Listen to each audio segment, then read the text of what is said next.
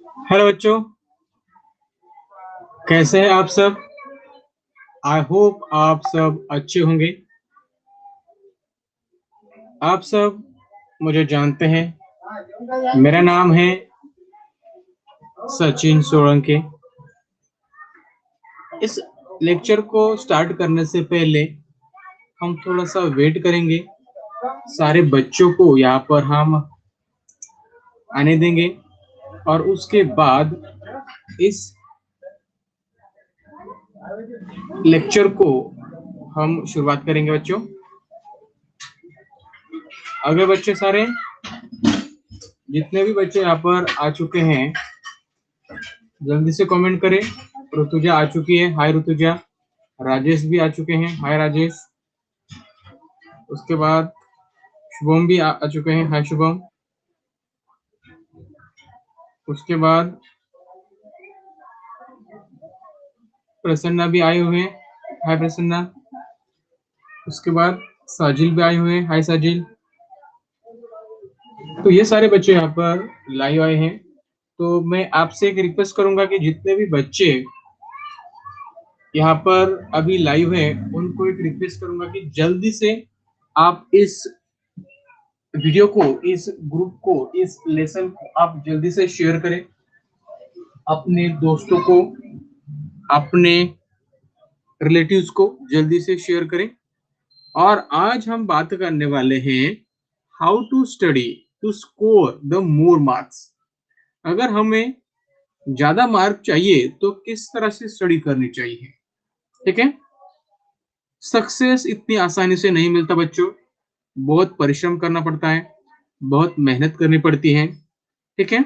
इतनी आसानी से बच्चों हमें सक्सेस नहीं मिलता। तो किस तरह से परिश्रम हमें करने हैं, मेहनत हमें करनी है, हार्ड वर्क करना है, ये सारी चीजें यहाँ पर मैं आपको बता दूंगा। Actually this is a inspirational video. ठीक है। इस चीज से आप क्या हो जाएंगे, थोड़ा सा इंस्पायर हो जाएंगे पढ़ाई करने के लिए। ठीक है बच्चों, समझ में आ गया। तो देखिए अबाउट मी, यहाँ पर मेरे बारे में थोड़ी सी जानकारी दी हुई है। मेरा नाम आपको तो पता है, Sachin Solanki. I have done my BE in mechanical engineering. From last 4 years, I have been teaching in my coaching classes, and I am running the YouTube channel with 100K subscriber. ठीक है बच्चों। Sir when you start explaining chapters, बच्चों कल से, ठीक है बच्चों, कल से मैं चैप्टर एक्सप्लेन करना शुरू कर दूंगा। ठीक है, क्योंकि कल हमारा बेसिक लेक्चर शुरू होने वाला है। आज का जो लेक्चर है ये हाउ टू स्टडी के बारे में है, किस तरह से पढ़ाई करनी चाहिए, इसके बारे में यहाँ पर मैं थोड़ा सा आपको गाइडेंस करूंगा। Actually this is an inspirational video, एक इंस्पिरेशनल वीडियो है। ठीक है, इसमें हम चीजों के बारे में बात करेंगे कि किस तरह से हम अपने पढ़ाई को मजबूत कर सकते हैं, अच्छी तरह से पढ़ाई कर सकते हैं। ठीक है बच्चों। तो कल से हम बच्चों हम जो हमारा बेसिक है वो हम कल से शुरू करने वाले हैं।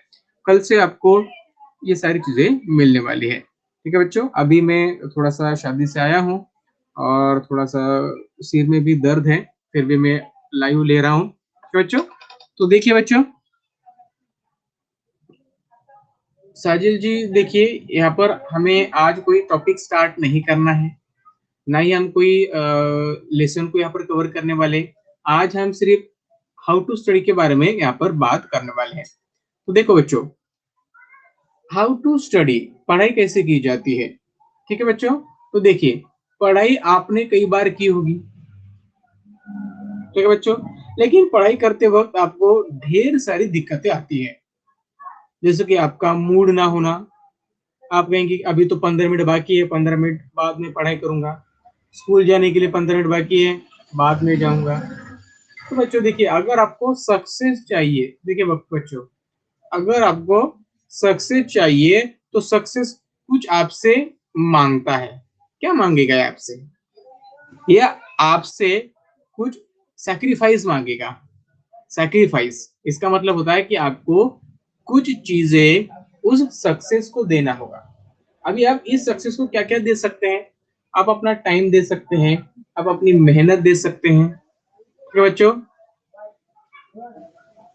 आप अपना कीमती समय इस सक्सेस को दे सकते हैं। यानी जब आप ये चीजें करेंगे तभी आपको सक्सेस मिलेगा। सक्सेस वांट्स सैक्रिफाइस, यानी सक्सेस होने के लिए आपको कुछ चीजों को सैक्रिफाइस करना, मतलब दूर करना बहुत जरूरी है। अब ये चीजें कौन सी है? हाय वैष्णवी। तो ये चीजें कौन सी है यहाँ पर आज हम डिस्कस करने वाले हैं। तो देखो बच्चों, ये तो मैंने आपको बताया हुआ है कि हम किस तरह से इस मंथ में पढ़ने वाले हैं। तो देखिए बच्चों, आपने कहा था कि सर आप कब से पढ़ाने वाले हो। तो देखो बच्चों, 1 तारीख को हमने इंट्रोडक्शन कर लिया, 2 तारीख को हमने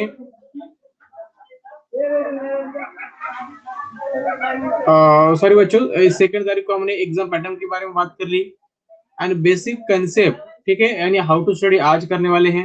ये थोड़ा सा यहाँ पर मिस्टेक हो गया है, ठीक है, पुरानी स्लाइड शायद मैंने ऐड कर दी है। तो यहाँ पर देखिए बच्चों, यहाँ पर हमने हाउ टू स्टडी यहाँ पर हमने इंक्लूड किया है, और कल हम basic of laws of motion यहाँ पर हम पढ़ने वाले हैं, कल 4 तारीख को, ठीक है बच्चों।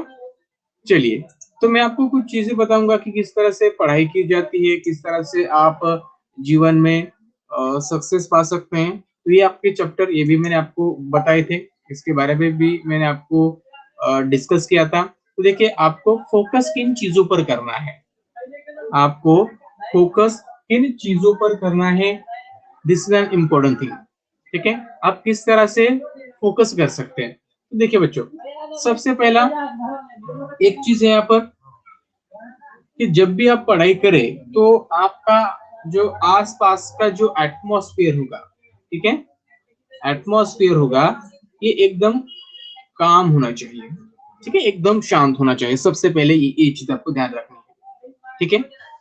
ऐसा करेंगे तो क्या हो जाएगा कि आप 100% आपका दे सकेंगे उस पढ़ाई को, अदरवाइज आप नहीं दे सकेंगे।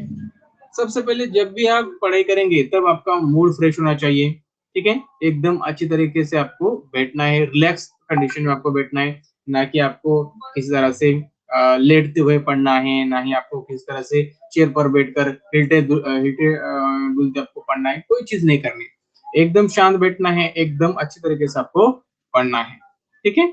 ये हो गया। उसके बाद देखिए बच्चों, आपको क्या क्या चीजें नहीं करनी है। तो सबसे पहले एक है कि आपको क्या नहीं करना है, wastage of the time, wastage of the time, यानी आपको टाइम का वेस्ट नहीं करना है। समझ आ गया बच्चों, टाइम का वेस्ट आपको बिल्कुल ही नहीं करना है, क्योंकि आप जब भी टाइम का वेस्ट करेंगे वो टाइम आपका फिर से कभी भी आपके पास नहीं आएगा। एक बार चला गया मतलब चला गया बच्चों, ठीक है, ये चीज आपको यहाँ पर ध्यान रखनी है। तो देखिए बच्चों, उसके बाद हम बात करने वाले हैं यहाँ पर, आपका सबसे इंपॉर्टेंट तो यही है कि आपको सैक्रिफाइस करना होगा। सैक्रिफाइस का मतलब क्या होता है, कुछ चीजें आपको देनी होगी। अभी क्या चीजें आप दे सकते हैं पढ़ाई के लिए। तो देखिए दोस्तों, सबसे पहले मैं एक पॉइंट यहाँ पर लिखने वाला हूँ, सैक्रिफाइस, ठीक है बच्चों। सैक्रिफाइस मतलब आपको क्या करना है, कुछ चीजों से दूर रहना है। अब ये चीजें कौन कौन सी हैं, ये चीजें कौन कौन सी है। सबसे पहले है सोशल मीडिया। तो देखो बच्चों, आप क्या करते हैं, आपने आधा घंटा पढ़ाई कर ली, तो आप 1 घंटा फेसबुक पे या फिर व्हाट्सएप पे या फिर यूट्यूब पे क्या करते हैं, खर्च करते हैं। यानी पढ़ाई करने के बाद आपको सोशल मीडिया बिल्कुल भी यूज नहीं करना है। यानी सोशल मीडिया यूज करेंगे तो आपका जो टाइम होगा वो वेस्टेज चला जाएगा, ठीक है बच्चों, ये चीज आपको यहाँ पर ध्यान रखनी है। और दूसरी चीज देखो बच्चों, यहाँ पर आपको एक ध्यान रखनी है कि ये हो गया सोशल मीडिया, उसके बाद गेमिंग, टीवी, ये चीजें आपको बिल्कुल नहीं देखनी है जब आप पढ़ाई करेंगे या फिर जब भी आपकी एग्जाम पास आएगी। क्योंकि एग्जाम पास आने के बाद अगर कोई चीज मानो आपने ये चीजें कर ली तो बहुत मुश्किल हो सकती है आपके लिए, ठीक है बच्चों। तो ये चीज आपको ध्यान रखनी है। उसके बाद देखिए, देखो फ्रेंडशिप, जब भी एग्जाम आएगी तो वहां पर आपका जो फ्रेंडशिप होगा ये आपको थोड़ा से थोड़े से समय के लिए थोड़ा सा आपको दूर रहना होगा, आपसे फ्रेंड से। क्यों ऐसा क्यों करना है आपको दूर क्यों रहना है? तो देखिए दोस्तों, जब भी फ्रेंड आता है तो आपका बहुत सारा समय वो ले लेता है। आप बातें करते हैं, घूमने चले जाते हैं, तो ये चीज भी आपको एग्जाम के टाइम नहीं करनी है। ठीक है दोस्तों। एंड जो भी अनवांटेड एक्टिविटी होगी, अनवांटेड एक्टिविटी अनवांटेड एक्टिविटी जैसे कि आप मानो किसी का फोन आ गया पढ़ाई के समय, तो आप उससे ही बात करने लगे। ठीक है, अनवांटेड चीज है। आप घूमने चले गए, आपको 7 बजे घर आना था, लेकिन आप किसी से मिल गए, किसी दोस्त से आप मिल गए, तो वही बैठ गए। तो ये अनवांटेड एक्टिविटी है जो आपको नहीं करनी है अगर एग्जाम में टॉप आना है तो। ठीक है, पढ़ाई करने के बाद आपको मोबाइल फोन यूज नहीं करना है। जब आप मोबाइल फोन यूज करेंगे पढ़ाई करने के बाद, तब आपको नींद आ जाएगी, तब आपका जो माइंडसेट होगा वो बिल्कुल अच्छा नहीं होगा। क्योंकि पढ़ाई करने के बाद आपको थोड़ा सा रिलैक्स की जरूरत होती है, लेकिन उसी रिलैक्स के समय अगर आप वहां पर मोबाइल देखने लगेंगे तो आपका जो माइंड है वो रिलैक्स नहीं कर पाएगा, वो कंटिन्यूअसली एक्ट करता रहेगा, और इसके वजह से आपको थोड़ी सी वहां पर दिक्कत हो सकती है। ठीक है, आपको क्या करना है, कभी भी एग्जाम पास आने के बाद मोबाइल फोन और इस जैसी चीजें आपको यूज नहीं करनी है। ठीक है बच्चे। उसके बाद है, मूड नहीं है, कल पढ़ूंगा, आज कोई बाहर जाना है, ऐसी चीजें आपको बिल्कुल ही नहीं करनी है। ठीक है, जब एग्जाम पास आएंगे, क्योंकि एग्जाम बहुत इंपॉर्टेंट होती है। ठीक है, यानी जीवन में हम पढ़ते हैं एग्जाम देने के लिए, पढ़ते हैं कि नहीं, एग्जाम के लिए पढ़ते हैं कि नहीं, क्योंकि आपका गोल क्या है कि एग्जाम पास करना, एग्जाम है मेरी, तो इसलिए आप पढ़ते हैं ना। तो एग्जाम आने के बाद आपको ये जो अनवांटेड एक्टिविटीज है ये आपको बिल्कुल नहीं करनी है। इन चीजों को आपको बिल्कुल भूलना है, ये चीजें आपको याद ही नहीं है ऐसा आपको समझना है। ठीक है बच्चों। उसके बाद मैं आपको एक चीज यहाँ पर बताने जा रहा हूं कि जब भी आप मोबाइल फोन यूज करेंगे, सिर्फ आपको उसी समय यूज करना है जब आप कोई एजुकेशनल रिलेटेड कोई अगर आपको चैप्टर देखना है, लेसन देखना है, या कोई चीज अगर आपको देखनी हो, तभी आपको ये चीजें करनी है। आपने देखा होगा कि आपका जो दोस्त, ठीक है, आपका जो फ्रेंड होगा, वो क्या करता है, वो किस तरह से पढ़ाई करता है, ये आपको जानना है। तो देखिए, जो आपके जीनियस फ्रेंड होते हैं वो हमेशा ही एग्जाम में 95 90 मार्क्स लाते हैं। ठीक है, 90% मार्क लाते हैं, 95% मार्क लाते हैं। तो उनसे आपको क्या करना है, उनसे ये नहीं पूछना है कि आप पढ़ाई कैसी करते हो, वो कितने घंटे पढ़ाई करते हैं, वो कैसी पढ़ाई करते हैं, ये चीजें आपको बिल्कुल नहीं पूछने की। कोई भी बच्चा अगर पढ़ाई करता है तो उसके कैपेबिलिटीज के अनुसार करता है। मान लीजिए अगर कोई बच्चा 7 घंटे पढ़ता है, ठीक है, 7 आवर अगर कोई बच्चा पढ़ता है, तो इसका मतलब ये नहीं कि मैं भी 7 घंटे ही पढूं। ठीक है, उसे कोई चीज समझने के लिए 7 घंटे लग सकते हैं, लेकिन अगर मैं स्मार्ट हूँ तो हो सकता है कि ये सारी चीजें मैं 3 घंटे में ही पढ़ लूं। तो इसका मतलब ये नहीं होता कि वो 7 घंटे पढ़ रहा है तो मैं भी 7 घंटे पढ़ूं। ठीक है, वो 8 घंटे पढ़ रहा है तो मैं भी 8 घंटे पढ़ूं। ये नहीं होता कि वो अगर कोई नोट्स रेफर कर रहा है तो वही नोट्स में रेफर करूं। ये चीजें बिल्कुल ही माइंड नहीं करती। फिर आपको क्या क्या चीजें ध्यान रखनी है, तो पहली चीज आपको ध्यान रखनी है कि आपको जो भी डाउट हो गए, ये डाउट आपको क्लियर करवाने हैं। ठीक है, ये डाउट आपको क्लियर करवाने हैं। अब ये डाउट कैसे क्लियर हो गए, तो ये डाउट आप अपने टीचर से क्लियर करवा सकते हैं, जो भी सब्जेक्ट रिलेटेड हो गए। जैसे कि कोई मैथ से रिलेटेड अगर कोई प्रॉब्लम हो तो आप मैथ के टीचर को आप ये सारी चीजें बता सकते हैं कि सर मुझे यहाँ पर दिक्कत आ रही है, डरना बिल्कुल नहीं है, टीचर आपको खाने जाएंगे अगर आपने कोई क्वेश्चन उनसे पूछ लिया। ठीक है, कितने बच्चे हैं जो टीचर से दिलखुलास बोलते हैं, बिल्कुल बोलते हैं, कोई घबराते नहीं? कितने बच्चे हैं यहाँ पर? सारे बच्चे बोलते हैं टीचर से, क्वेश्चन को आस्क करते हैं? बिल्कुल बिल्कुल, देखिए मैं वही कह रहा हूँ कि आपको बिल्कुल किसी चीज से घबराने की जरूरत नहीं कि टीचर क्या कहेंगे। ठीक है, जो पुराना समय था कि बच्चे टीचर को डरा करते थे, टीचर घर के सामने से भी चले गए तो बच्चा घर से बाहर नहीं निकलता था, ये पुराने दिन थे। अब बच्चे भी स्मार्ट हो गए हैं, तो आपको कोई चीज समझ ना आए तो आप बार बार टीचर से पूछेगा, बार बार पूछेगा।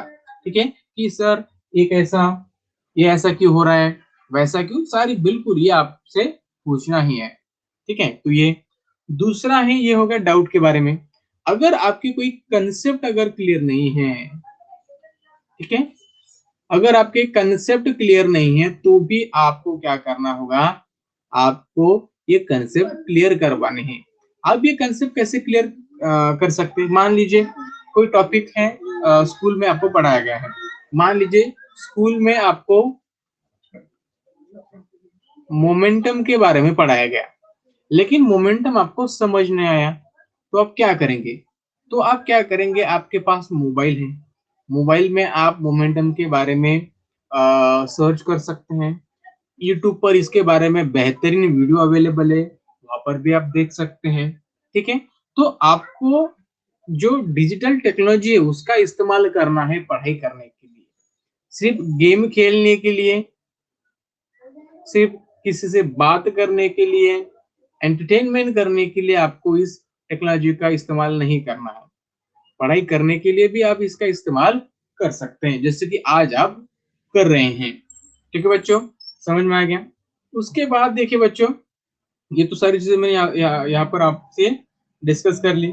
उसके बाद एक चीज और है आईएमपी, कि आप क्या करते हैं कि जब भी आप घर पर होते हैं तो आप क्या कहते हैं कि मैं कल पढ़ाई करूंगा, परसों करूंगा, बहुत समय, एग्जाम बहुत दूर है, तो ऐसा आपको बिल्कुल नहीं करना है।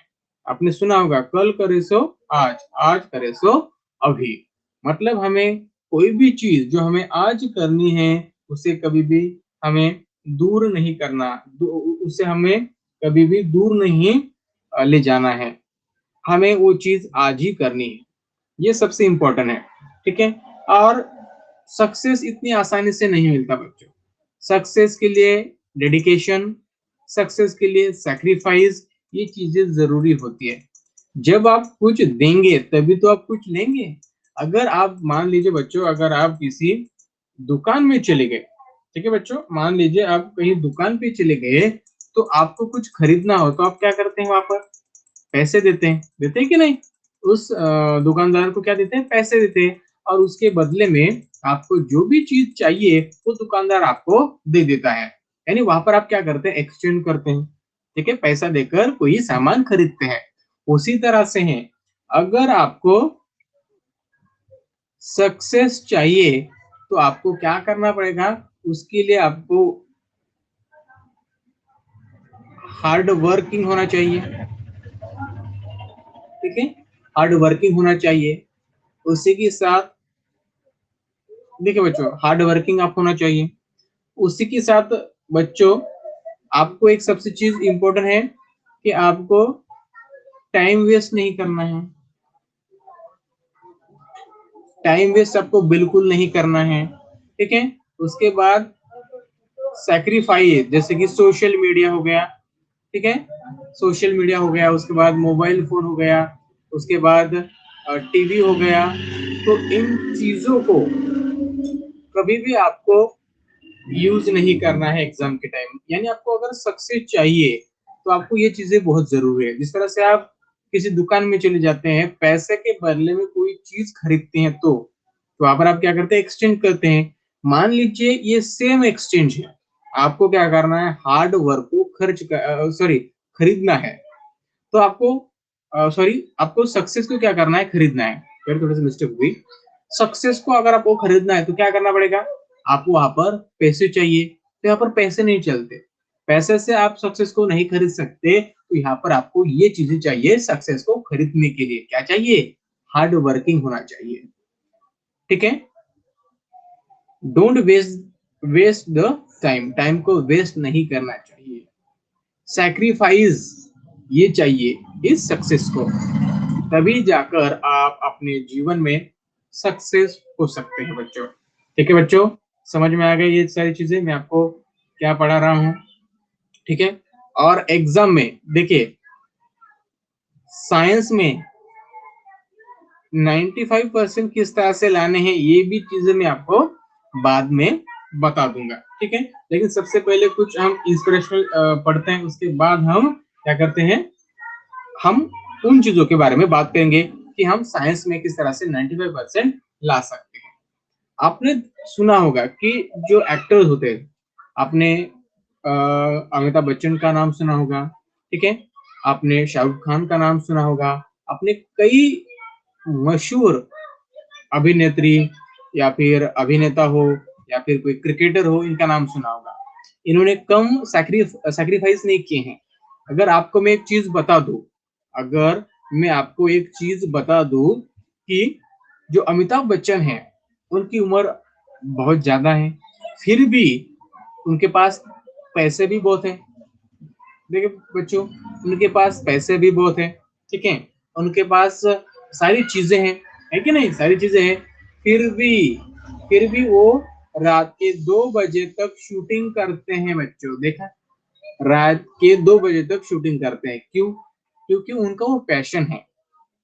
ठीक है, उनको ये वो चीजें पसंद है।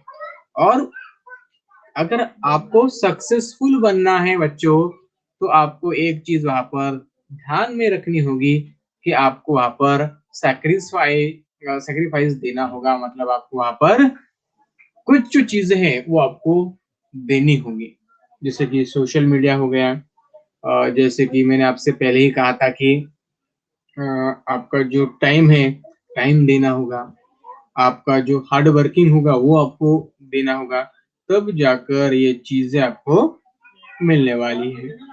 और सबसे इम्पोर्टेंट यही है कि हमें कितना घंटा पढ़ना चाहिए, ठीक है ना, how many hours we should study.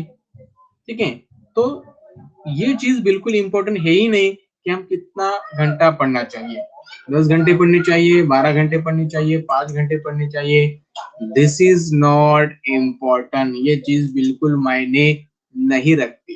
ठीक है बच्चों, ये चीज बिल्कुल भी मायने नहीं रखती कि आपको कितने घंटे पढ़ाई करनी है। ये इम्पोर्टेंट होता है कि आप किस तरह से समझ रहे हैं, आपके आजू बाजू का एटमोस्फेयर कैसा है, इन पर ये सारी चीजें वहां पर डिपेंड करती है बच्चों। ठीक है, समझ में आ गया? तो चलिए आज हम बात करने वाले हैं कि साइंस के एग्जाम में, साइंस के एग्जाम में किस तरह से हम 95% वहां पर हम हासिल कर सकते हैं। तो देखिए बच्चों, साइंस जो है एक, हम कह सकते हैं कि पूरा जो सब्जेक्ट है ये पूरा एक काल्पनिक सब्जेक्ट है। ठीक है, एक पूरा इमेजिनेशन से भरा हुआ है। ठीक है, देखिए साइंस में हर चीज हमें माननी पड़ती है। मान लीजिए ऐसी चीजें हमें सिर्फ साइंस में ही देखने को मिलती है, जैसे कि आपको पता है कि एटम के अंदर, हाय स्मिता, एटम के अंदर हमें पता है कि क्या है, इलेक्ट्रॉन है, हमें पता है प्रोटॉन है, हमें पता है कि एक न्यूक्लियस भी होता है। तो क्या आपने इस इलेक्ट्रॉन, प्रोटॉन या फिर न्यूट्रॉन हो या फिर इस न्यूक्लियस को कभी देखा है? देखा है क्या? नहीं देखा है, क्या हमें मानना पड़ता है। We should consider them to study the science. यानी साइंस ही ऐसा सब्जेक्ट है वहां पर सारी चीजें हमें माननी पड़ती है, और वो सारी चीजें सच भी होती है, उसके आधार पर ही हम साइंस की स्टडी करते हैं। ठीक है बच्चों, तो ये सारी चीजें हमें यहाँ पर पता चल गई कि हमें साइंस किस तरह से पढ़ना चाहिए। अब मैंने बताया कि साइंस है क्या, और अब मैं यहाँ पर आपको एक चीज बताना चाहता हूँ कि साइंस में अगर आपको 95% लाने हैं तो ये इतना मुश्किल नहीं है, बिल्कुल मुश्किल नहीं है। सिर्फ आपको कुछ चीजें ही करनी पड़ेगी। जैसे कि मैं यहाँ पर आपको एक्सप्लेन करूंगा। ठीक है, अब ये चीजें कौन कौन सी हैं, ठीक है, कैसी करनी है, कौन करेगा, ये तो आपको करने पड़ेगा, मैं थोड़ा करूंगा या फिर आपके भाई थोड़े करेंगे, ये तो आपको करना पड़ेगा। अब ये चीजें कौन कौन सी हैं, सबसे पहले इसके बारे में यहाँ पर आपको बताऊंगा। सबसे पहले देखिए बच्चों, अगर आपको साइंस में सबसे ज्यादा अगर मार्क लाने हैं, अब वो 90%, तो आपको ये चीजें करनी है। ठीक है, बता रहा हूँ बच्चों, बिल्कुल बता रहा हूँ। सबसे पहले क्या करना है, लर्न कंप्लीट सिलेबस। सबसे पहले एक चीज आपको करनी है कि आपको कंप्लीट सिलेबस लर्न करना है। हर एक पॉइंट आपको लर्न करना है। आपका जो डाउट होगा, जो कंसेप्ट होगा, वो आपको क्लियर करवाना है। बिल्कुल भी आपको वहां पर कोई चीज नहीं छोड़नी है। पूरा कंसेप्ट हो, डाउट हो, ये आपको क्लियर करवाना है। और आपको क्या करना है, पूरा सिलेबस आपको पढ़ना है। साजिल, मैं तो प्रेजेंटेशन से पढ़ाऊंगा, टेक्स्ट बुक का यहाँ पर यूज नहीं होगा। प्रेजेंटेशन से मैं नोट्स बनाऊंगा प्रेजेंटेशन में। उसके बाद में आपको ये सारी चीजें वहां पर पढ़ाने वाला हूँ। ठीक है, टेक्स्ट बुक का यूज नहीं करूंगा बच्चों में, टेक्स्ट बुक का यूज नहीं करूंगा। ठीक है, प्रेजेंटेशन से मैं आपको पढ़ाऊंगा। ठीक है, सबसे पहली चीज तो यही है कि आपको क्या करना है, पूरा सिलेबस आपको करना है, पूरा सिलेबस। ठीक है, लर्न द कंप्लीट सिलेबस। उसके बाद है लर्न कंप्लीट एक्सरसाइज। ठीक है बच्चों, आपको जो एक्सरसाइज है वो भी आपको कंप्लीट करवानी है। यानी जो भी क्वेश्चन चैप्टर के या फिर लेसन के जो भी बैक साइड में दिए हुए हैं, वो सारे आपको कंप्लीट करवाने हैं। मतलब सिलेबस तो करवाना ही है, उसके साथ आपको एक्सरसाइज भी करवानी है बच्चों। ठीक है, एक्सरसाइज भी आपको करवानी है, एक्सरसाइज को भी आपको नहीं छोड़ना है। ठीक है बच्चों, समझ में आएगा बच्चों? क्या आपको दिख रहा है कि मैं क्या लिख रहा हूँ? यस, ओके, चलिए बच्चों, एक्सरसाइज भी आपको करनी है, सिलेबस भी करना है। उसके बाद देखिए बच्चों, जो ओल्ड क्वेश्चन पेपर होते हैं, उन्हें भी आपको क्या करना है, सॉल्व करके देखना है बच्चों, ओल्ड क्वेश्चन पेपर को। यानी इससे क्या हो जाएगा कि आपका जो भी डाउट हो गए, कंसेप्ट हो गए कि क्वेश्चन किस तरह से पूछे जाते हैं, उसका पैटर्न क्या होता है, या फिर हम कह सकते हैं कि किन किन चैप्टर में से क्वेश्चन आए हैं, किन किन चैप्टर में से क्वेश्चन आ सकते हैं, ये आपको थोड़ा सा उसके बारे में पता चल जाएगा। उसके बाद है do all solve example from the text book. यानी जो भी एग्जाम्पल, ठीक है, एग्जाम्पल आपके टेक्स्ट बुक में दिए हुए हैं, उन सबको आपको क्या करना है, सॉल्व करवाना है। जो भी एग्जाम्पल दिए, न्यूमेरिकल हो या फिर कोई और एग्जाम्पल वहां पर दिया हुआ है, वो सारे न्यूमेरिकल और एग्जाम्पल आपको कंप्लीट करवाने हैं। उसके बाद है do all diagram and charts. Do all diagram and chart. एक मिनट बच्चों, इसे थोड़ा सा क्लियर करवाता हूँ। चार्ट, तो आपको सभी डायग्राम, सभी चार्ट जो भी एग्जाम पॉइंट ऑफ व्यू से इंपॉर्टेंट है, वो सारी चीजें आपको यहाँ पर करनी होगी। यानी जो भी डायग्राम आपके बुक में दिया होगा, जो भी चार्ट दिया है, उसके बारे में भी आपको कंप्लीट नॉलेज होनी चाहिए कि वो चार्ट क्या है, किस तरह से है। अगर उस पर कोई क्वेश्चन आ जाए तो आप इजीली सॉल्व कर सके। उसके बाद है डू रिवीजन। ये सारी चीजें होने के बाद आपको रिवीजन भी करना पड़ता है बच्चों। ठीक है, ये तो सारी चीजें हो गई, आपने पढ़ ली। पढ़ने के बाद आपको ऐसा नहीं होगा कि सारी चीजें आपको याद रहेगी। आपने पढ़ ली, ठीक है, लेकिन आपको चीजें याद नहीं है, तो उसके लिए आपको क्या करना होगा, उसके लिए आपको क्या करना होगा, आपको रिवीजन करना होगा। आपको क्या करना होगा? रिवीजन करना होगा बच्चों। रिवीजन ये सबसे बढ़िया है। रिवीजन करोगे तो ही आपका जो भी कंसेप्ट होगा, डाउट होगा या फिर कोई चीज होगी वो क्लियर होगी। कि इनिशियली तो आपको कोई चीज समझ नहीं आएगी, ठीक है, इनिशियली हो सकता है कि आप कोई चीज पढ़े, लेकिन आप उसका रिवीजन करेंगे तो आपको और चीजें उसके बारे में पता चल सकती है। जब आप रिवीजन करेंगे कि आपको पहले से ही उसके बारे में पता है, तो और चीजें उसके बारे में पता चलती हैं जब आप उसे रिवीजन में लेते हो। और सबसे इम्पोर्टेंट 7वां पॉइंट तो यही है कि relax before the exam. Relax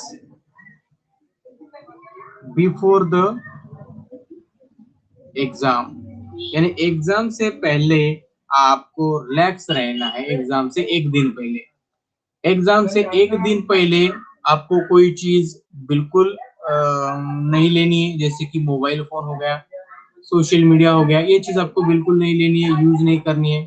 सिर्फ आपको एक ही चीज करनी है, रिवीजन करनी है और आपको रिलैक्स रहना है। आपकी पढ़ाई हो या नहीं हो। देखिए बच्चों, कई बच्चे ऐसे होते हैं। साजिल, क्या होगा बच्चा? तो देखिए बच्चों, तो यहाँ पर मैं क्या कह रहा था कि आपको रिवीजन करनी है। रिवीजन करने के बाद आपको एग्जाम से पहले बिल्कुल एकदम रिलैक्स रहना है। बिल्कुल टेंशन नहीं लेना है कि मैं एग्जाम को जा रहा हूँ, क्या होगा क्या नहीं, तो ये चीजों के बारे में आपको सोचना ही नहीं है। और जब भी आप कभी भी क्वेश्चन को लिखेंगे, ठीक है, क्वेश्चन को लिखेंगे, मान लीजिए अगर क्वेश्चन है 5 मार्क के लिए, ठीक है, क्वेश्चन आपको 5 मार्क के लिए, तो आपको इसके बारे में सिर्फ 2 या 3 सेंटेंस में नहीं लिखना है, ठीक है, 2 या 3 सेंटेंस में नहीं लिखना है। आपको क्या करना होगा? प्रॉपर तरीके से लिखना होगा, ठीक है, यानी जो क्वेश्चन होगा उसके अनुसार क्या लिखना, यानी आपको क्या पूछा गया है उसके आधार पर ये डिपेंड करता है कि आपको वो किस तरह से लिखना है। तो आपको ऐसा नहीं करना है कि एक ही लाइन में लिखना है। 6-7 सेंट मतलब साजिल ने क्या पूछ लिया? या बिल्कुल बिल्कुल। देखिए, जब भी आपको कोई क्वेश्चन पूछा जाए 5 मार्क के लिए, तो आपको 1 या 2 इसमें नहीं लिखना है सेंटेंस में। तो आपको क्या करना है, ये आपको एकदम जैसे कि हमें यहाँ पर साजिल ने कहा है 6 to 7 सेंटेंस में लिखना है, तो सेंटेंस में नहीं लिखना है। ये जो भी प्रॉपर तरीका होगा उसका, ये कैसा कि वहां पर आपको क्या पूछा गया है, ये इंपॉर्टेंट होगा वहां पर, ठीक है। हो सकता है कि आपको वहां पर 5 क्वेश्चन पूछे गए हो, तो उसके आधार पर ये डिपेंड करता है कि आपको क्वेश्चन किसका लगना है। लेकिन सबसे पहला तो है कि जो क्वेश्चन पेपर है वो आपको पूरा सॉल्व करना है, ठीक है, ऑल क्वेश्चन पेपर। तो देखो बच्चों, तो आपको जो क्वेश्चन पेपर होगा वो पूरा सॉल्व करवाना है, ठीक है। मान लीजिए आपने पहला क्वेश्चन सॉल्व कर लिया, दूसरा सॉल्व कर लिया, तीसरा सॉल्व किया, चौथा आपको पता नहीं तो भी आपको सॉल्व करवाना ही है, करना ही है। कुछ भी लिखो, ये आपको क्वेश्चन लिखना है, मतलब लिखना है, ठीक है। मान लीजिए क्वेश्चन एक है, इसमें आपसे क्या, इसमें आपसे मान लीजिए 5 क्वेश्चन पूछे गए, 1 2 3 4 5, तो आपको पहले 3 आते हैं, 2 नहीं आते हैं, ठीक है। तो आपको क्या करना है, ये 3 तो लिखने हैं, ये 2 को आपको नहीं लिखना है, ये इसको आप लास्ट में लिखेंगे, ठीक है, लास्ट में लिखेंगे। क्योंकि आप यहाँ पर कोई गलती कर दी, ठीक है, यहाँ पर कोई आपने अगर कोई गलती कर दी, तो हो सकता है कि जो अगले क्वेश्चन आपके सही होंगे उस पर थोड़ा सा इम्पैक्ट हो सकता है उस चेकर का। तो इसके लिए आपको क्या करना है, जो भी करेक्ट आंसर आपको पता है, जो भी आपको करेक्ट आंसर पता है, वो सारे क्वेश्चन आपको शुरुआत में लिखने हैं, ठीक है, शुरुआत में लिखने हैं। जितना आपको लिख सके, जितना आपको पता है वो सारी चीजें। आपको कुछ क्वेश्चन ऐसे हैं कि बिल्कुल उसके बारे में आपको पता नहीं, कुछ नहीं लिख सकते आप उसके बारे में, ठीक है। जो ऐसे क्वेश्चन होते हैं, ऐसे क्वेश्चन आपको लास्ट में लिखने हैं, लास्ट में, शुरुआती को नहीं लिखने हैं। जब आप इस तरह से करेंगे तो हो सकता है चेकर जो होता है, वो जो लास्ट वाले क्वेश्चन होते हैं, हो सकता है कि वो वहां पर भी आपको कुछ आधा 1 मार्क आपको दे दे, ऐसे चांसेस वहां पर होते हैं। ये कौन से बच्चों के लिए है? जो बच्चे क्वेश्चन छुड़ाना नहीं जानते हैं, उन्हें क्वेश्चन के बारे में नहीं पता, वो इस तरह से ट्रिक को अप्लाई कर सकते हैं। लेकिन जो बच्चे 95 मार्क्स लेना चाहते हैं, 95% मार्क लेना चाहते हैं, उनके लिए ट्रिक नहीं है, क्योंकि उन्हें तो सारा क्वेश्चन पेपर ही लिखना होगा। मान लीजिए आपने कोई क्वेश्चन लिखा हो तो आपको आउट ऑफ मार्क नहीं मिलेंगे, हो सकता है कि आपका आधा मार्क वहां पर रिड्यूस हो जाए। ठीक है, तो इसलिए क्या करना होगा, आपको सारा क्वेश्चन लिखना होगा और सारे क्वेश्चन ही आपके लिए इंपॉर्टेंट हो गए। ठीक है, समझ आ गया बच्चों ये सारी चीजें आपको? तो यहाँ पर देखिए, मैंने आपको सारी चीजें यहाँ पर आपको समझाई है कि आपको क्या क्या चीजें आपको वहां पर करवानी है। तो देखिए एक बार फिर से मैं आपको बता रहा हूँ क्या क्या चीजें आपको करवानी है। लर्न कंप्लीट सिलेबस, यानी पूरा सिलेबस आपको करना है। लर्न कंप्लीट एक्सरसाइज, पूरी एक्सरसाइज आपको करवानी है।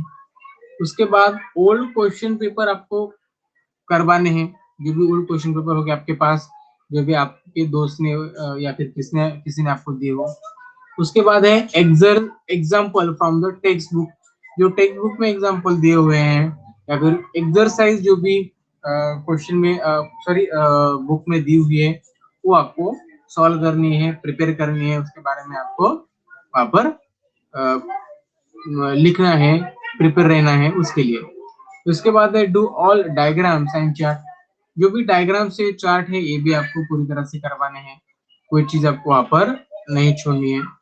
उसके बाद है डू रिवीजन, यानी आपको वहां पर क्या करना है, रिवीजन करना है। ठीक है बच्चों, क्या करना है, रिवीजन। और रिवीजन के बाद सारी चीजें हो गई आपकी, उसके बाद आपकी एग्जाम है, तो उससे पहले आपको रिलैक्स रहना है। आपको कभी भी, मान लीजिए एग्जाम आपकी 12 बजे, ठीक है, तो 11 बजे तक कभी नहीं पढ़ना है आपको। ठीक है, 11 बजे तक कभी भी नहीं पढ़ना है। ठीक है, मैं तो चाहूंगा कि उस दिन आप ना ही पढ़े, बिल्कुल ना पढ़े, रिलैक्स रहे। ठीक है, लेकिन आप फिर भी पढ़ना चाहते हैं, आपको लगता है कि थोड़ा सा मैं कमजोर हूँ, मैं पढ़ना चाहूंगा, थोड़ा सा रिवीजन करना चाहूंगा फिर से, तो मैं कहूंगा कि आप सिर्फ 8 या 9 बजे तक ही पढ़े, बस 8 या 9 बजे तक। और उसके बाद 9 से 12 तक आप बिल्कुल रिलैक्स रहें। उस समय आप बिल्कुल रिलैक्स लें, कोई टेंशन ना लें, और एकदम बिल्कुल हल्के फुल्के तरीके से बिल्कुल घूमिएगा, बिल्कुल एग्जाम को जाइएगा। तो ये आपको ऐसी चीजें हैं जो आपके माइंड को इस तरह से कवर करती है, इस तरह से आपके माइंड को चेंज कर देती है कि आपको चीजें वहां पर रिकॉल होना शुरू हो जाती है। ठीक है, तो ये बहुत इंपॉर्टेंट चीजें हमारे एग्जाम पॉइंट ऑफ व्यू से होती है। ठीक है बच्चों, समझ में आ गया? उसके बाद मैं आपसे कोई क्वेश्चन वगैरह नहीं पूछूंगा। तो यहाँ पर देखिए क्लास 9 के बारे में थोड़ा सा मैं आपको यहाँ पर बता दूं। तो ये है हमारा कंटेंट्स, इसमें आपको 18 चैप्टर दिए हुए हैं। तो आप कहेंगे सर मुझे सारे चैप्टर करवाने हैं या नहीं? तो बच्चों देखिए, या I told yesterday, but I just showing you because I want to tell you something more about this. Okay, तो देखो बच्चों, ये मैंने आपको देख दिया। तो यहाँ पर जो भी चीजें आपको दिखाई दे रही हैं, यानी आप कहेंगे सर मुझे क्या 18 लेसन करने होंगे? तो देखो बच्चों, आपको एग्जाम में ज्यादा मार्क लाने हैं, तो आपको क्या करना होगा, ये सारी ही चीजें आपको करनी होगी। ठीक है, ऐसा नहीं कि चीजें कर ली मतलब आपको कंसेप्ट क्लियर करने की जरूरत नहीं है, डाउट क्लियर करने की जरूरत नहीं है। तो आपको डाउट भी क्लियर करवाना है, सारी चीजें कवर करवानी है। उसके बाद जो मैंने बताया वही चीजें आपको यहाँ पर करवानी है। अच्छा लेसन है, लेकिन इतने बड़े बड़े भी लेसन नहीं है कि जिसे आप नहीं कर पाए। आपके सिलेबस के हिसाब से ही ये सारी चीजें यहाँ पर सेट की गई है। आपका माइंड सेट किस तरह से होगा, ठीक है, उसी तरह से आपका माइंड लेवल क्या होगा, उसी तरह से क्वेश्चन पेपर सेट किया जाता है, उसी तरह से आपके जो टेक्स्ट बुक है उसे सेट किया जाता है बच्चों। समझ में आ गया बच्चों मैं क्या कह रहा हूँ? केमिस्ट्री में आप देखिए क्या, तो केमिस्ट्री के बारे में तो मैं नहीं बता पाऊंगा। अगर फिजिक्स के बारे में हो तो मैं आपको थोड़ा सा बता सकता हूँ कि आपको क्या करना चाहिए। तो बच्चों देखिए, या बिल्कुल, but I love physics and mathematics. Sir class में क्विज पूछ ले जाएंगे क्या? बिल्कुल स्मिता, क्लास में क्विज भी हो गए। जो क्विज हो गए वो एमसीक्यू क्विज हो गए। ये क्वेश्चन मैं आपसे पूछूंगा, उसके बाद मैं आपको कुछ समय दूंगा और आपको उसका आंसर बताना होगा कि क्या सही होगा।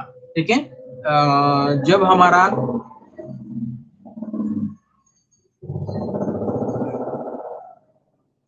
चैप्टर पूरा कंप्लीट हो जाएगा उसके बाद हम एमसीक्यू लेंगे।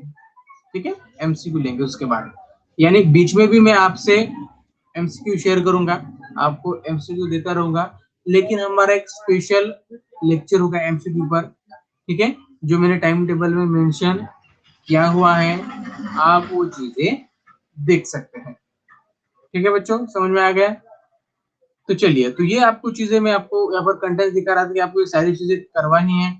ऐसा नहीं है कि कोई पॉइंट आपके लिए इंपॉर्टेंट नहीं है। जब आप ये चीजें पढ़ेंगे तो आपके जो कंसेप्ट होंगे, जो डाउट होगी, वो भी क्लियर हो जाएंगे। ऐसा कोई चीज नहीं है कि आपको कोई कंसेप्ट नहीं करवाना है, कोई डाउट नहीं क्लियर करवाना है, या फिर आप कहेंगे कि सर ये 2 चैप्टर में नहीं करूंगा, एग्जाम के लिए सर ने पढ़ाया नहीं। सर ने नहीं पढ़ाया तो भी आपको कोई सारे चैप्टर करवाने हैं, आप कैसे भी करो। तो देखो बच्चों, अगर आपने लॉज ऑफ मोशन अगर फर्स्ट चैप्टर देख लिया तो वहां पर आपको दिखाई देगा कि मोशन क्या होता है, डिस्प्लेसमेंट क्या होता है, डिस्टेंस क्या होता है। मान लीजिए जो फर्स्ट लेसन है वो आपको पढ़ाया ही नहीं, आपने टीचर ने नहीं पढ़ाया, फिर कोई प्रॉब्लम था इसलिए। तो देखो बच्चों, तो आपको क्या करना है, आपके पास ऑनलाइन तो क्लासेस होती हैं। ठीक है, मेरी होती है या फिर किसी दूसरे सर की क्लासेस आप देखते होंगे क्लास 9 के लिए, तो वो क्लासेस आपको देखनी है। ठीक है, वो क्लास आपको देखनी है। उसके बाद आपको क्या करना है, जो भी मैं नोट्स दूंगा, जो भी चीजें मैं आपको दूंगा, उन सारी चीजों को आपको क्या करवाना है, उन सारी चीजों को आपको रिवाइज करना है। ठीक है, मैं दूंगा, मैं पढ़ाऊंगा और उन चीजों को आपको रिवाइज करना है। ऐसा नहीं कि मैंने आपको नोट्स दे दी और आप बस भूल गए, और मैं कर रहा हूँ यहाँ पर नोट दे रहा हूँ, एमसीक्यू दे रहा हूँ, और आप बस वहां पर निश्चिंत हो गए। बिल्कुल आपको कोई रिस्पॉन्सिबिलिटी नहीं है आपकी, ऐसा नहीं चलेगा। आपको सारी चीजों पर ध्यान देना है, सारी चीजें आपको एकदम अच्छी तरीके से पढ़नी है। ठीक है, तो ये चीजें वहां पर इम्पोर्टेंस होती है। तो उसके बाद देखिए बच्चों, एक मिनट बच्चों, तो देखो बच्चों, ये सारी चीजें करने के लिए आपको क्या क्या पता होना चाहिए। रीड ऑल चैप्टर्स केयरफुली, यानी आपको क्या करना है, सारे चैप्टर रीड करने हैं। Read all chapters carefully, read all chapters carefully. तो बच्चों देखिए, रीड ऑल चैप्टर्स केयरफुली, आपको सारे चैप्टर और उस चैप्टर के पॉइंट्स, कंसेप्ट आपको क्लियर करवाने हैं।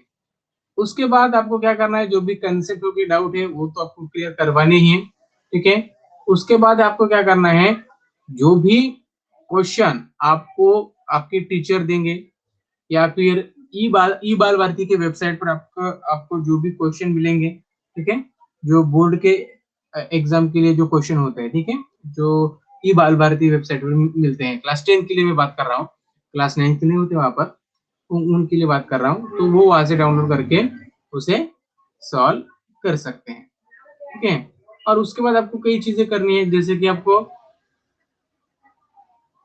किसी भी चैप्टर को आपको ज्यादा टाइम नहीं देना है। मान लीजिए कोई चैप्टर आपको समझ ही नहीं आ रहा, मान लीजिए आपका एक चैप्टर है, वो आप अंडरस्टैंड करने की कोशिश कर रहे हैं लेकिन आपको समझ नहीं आ रहा है, तो छोड़ दीजिए, बिल्कुल उसे छोड़ देना है। अगर कोई चीज आपको नहीं जम रही है तो बिल्कुल उसे छोड़ दो, बिल्कुल उसके पीछे मत पड़ो। ठीक है, क्योंकि एग्जाम पास आ चुकी है, तब आपको ऐसी चीजें नहीं करनी है कि कोई एग्जाम पास आने के बाद आप बेसिक पढ़ेंगे, कोई डाउट क्लियर करवाएगा, कोई बेसिक किसी से पूछेगा सर सर ये क्या है। तो ये चीजें आपको बिल्कुल नहीं करवानी है जब आप एग्जाम के पास होते हैं। कोई चीज आपको नहीं समझ आ रही है, छोड़ दीजिए, जान दीजिए उसकी मार्क। ठीक है, अगर उसके पीछे अगर आप पढ़े तो मान लीजिए वो तो 2 मार्क आपके जाएंगे ही, और 2 मार्क जाएंगे, क्योंकि आपके जो कंसेप्ट उसी समय में दूसरे कंसेप्ट क्लियर होने वाले थे वो नहीं होंगे। ठीक है sir, this is totally free और वी विल हैव टू पे फीस। साजिल, ये जो क्लासेस होने वाले हैं ये बिल्कुल फ्री है, बिल्कुल फ्री है, आपको 1 रुपया भी खर्च नहीं करवाना है। ठीक है, क्योंकि पहले ही मैंने कहा था कि जो भी बच्चे 10,000 में होंगे उन सबको लाइफ टाइम के लिए फ्री एक्सेस मिलने वाला है। और आपने देखा यहाँ पर कितने बच्चे ग्रुप में ऐड है, 10,000 बच्चे है क्या? नहीं है, यानी आप 10,000 में से एक है, तो आपको यहाँ पर 1 रुपया भी खर्च करने की जरूरत नहीं है जिंदगी में कभी भी नून अकेडमी पर। मान लीजिए आपने क्लास 12 के बाद मान लीजिए आपने कॉम्पिटिटिव एग्जाम का प्रिपरेशन शुरू कर दिया और आप चाहते हैं कि कोई ऑनलाइन कोर्स आप खरीद ले, ठीक है, तो आपको पता है कि आपके पास नून अकेडमी का रजिस्ट्रेशन है, तो आप क्या कर सकते हैं, नून अकेडमी के ऐप को डाउनलोड कर सकते हैं और जो भी कोर्स नून अकेडमी पर अवेलेबल होगा उस समय, मान लीजिए नून अकेडमी वही पढ़ा रही है जो आपको चाहिए, तो बस दोस्तों आपको क्या चाहिए, मिल गई ना आपको फ्री में चीजें। ठीक है, नून अकेडमी आपको सारी चीजें फ्री देने वाली है। ठीक है, 10,000 बच्चों के लिए सिर्फ, ठीक है, बाकी के बच्चों के लिए नहीं, जो भी बच्चे 10,000 में होंगे उनके लिए।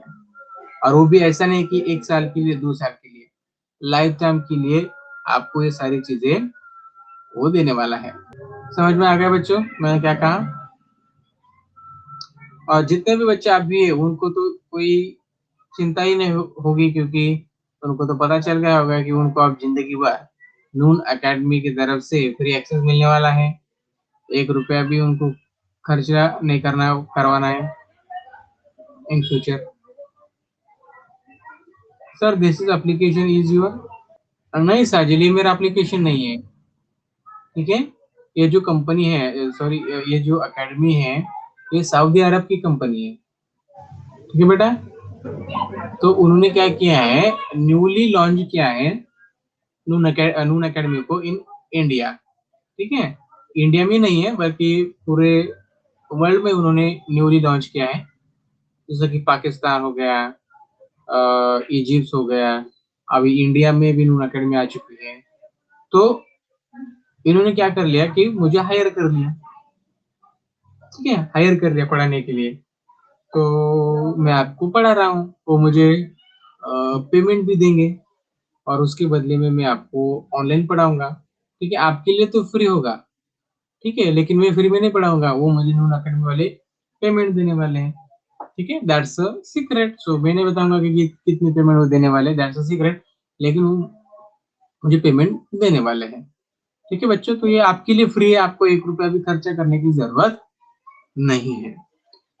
तो बच्चों देखिए, पढ़ाई करने के लिए आपको क्या करना है, सबसे पहले मैं एक बार आपको सारी चीजें यहाँ पर आपको एक बार रिवाइज कर दूं।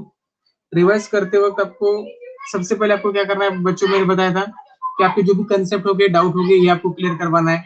किसी भी कंसेप्ट को, डाउट को आपको अभी पास नहीं रखना है, बिल्कुल हिचकिचाना नहीं है, आपके टीचर को पूछना है कि सर ये क्या है। ठीक है, ये हो गया। उसके बाद क्या करना है, कंप्लीट जो चैप्टर हो गए वो आपको कवर करने हैं, कंप्लीट एक्सरसाइज आपको करवानी है, जो डायग्राम हो गए, चार्ट हो गए, ये भी सारी चीजें आपको करवानी है। और ये चीजें होने के बाद आपको क्या करना है, एक बार फिर इन सारी चीजों का 2 या 3 दिन में आपको रिवीजन भी करवाना है। समझ में आएगा बच्चों, इन सारी चीजों को आपको रिवीजन भी करना है इन 3 to 5 days before the exam. ठीक है बच्चों, समझ में आ गया आपको एग्जाम से पहले क्या करवाना है। तो बच्चों एकदम आसान है, कुछ नहीं करवाना है आपको, आपके कंसेप्ट क्लियर करने हैं, आपको डाउट क्लियर करना है, सारा प्रिपरेशन आपको करना है, आपको जो एक्सरसाइज है दी हुई वो भी सारी करनी है, जो भी डायग्राम हो गए, जो भी चार्ट हो गए, वो भी आपको करने हैं। उसके बाद जो भी ईच एंड एवरी पॉइंट है हर लेसन में, वो भी आपको करना है। Sir, how to score maximum in language most in Marathi?